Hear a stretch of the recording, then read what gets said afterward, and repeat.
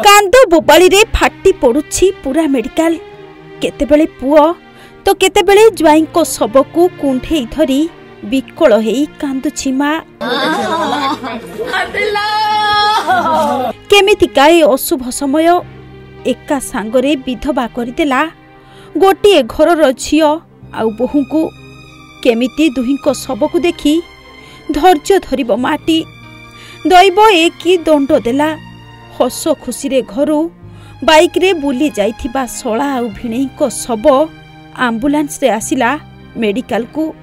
हाँ आज्ञा, बुलाबुली सारी सळा भिणेई दुहे घर को फेरुथिबा बेले पोल बाड़े पिटी हेला बाइक। आउ सेठी रक्त जुड़ुबुड़ु हेई रास्ता मझी को छिटिकी पड़िले दुहे।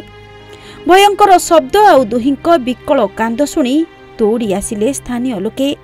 आउ दुहींकी उठेई आम्बुलांस रे नहीं भर्ती कले मेडिकल रे। हेले सेतेबेलकु दुहींक देहरु जीवन छाड़ी सारिथिला। दर्शक बंधु, एकाठी गाँ मशाणी रे चलिब सळा आउ भिणेईक जुई। एका सांगरे विधवा हेबे झियो आउ बोहू। एमिति एक छातीथरा घटना घटिछि भद्रक जिला धामनगर थाना भद्रक आरडी रास्ता दोहरा पाटना ठारे। सड़क दुर्घटना रे एका सांगरे आखि बुझिले दुई युवक। मृतक दुई जन हेले पीरहाट थाना तलदुमुका ग्रामर चंदन जेना और जाजपुर जिला मंगलपुर थाना बजरापाट ग्रामर शिव जेना। खबर जना पड़ी दुहे सळा भिणेई मोटरसाइकेल जोगे दोहरा पाटना फेरुथिले। एही समय रे भारसाम्य हराई पोलर बाड़ा को धक्का देइथिला बाइक। धक्कारे उभय छिटिकी पड़ी बाडे हेई आहत होइथिले।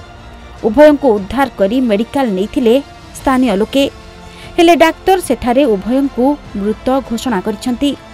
शोकाकुल परिवेश भितरे दुहींक शव व्यवच्छेद चलिथिबा बेले मेडिकल परिसर कांद बोबाली रे फाटी पड़ुछि।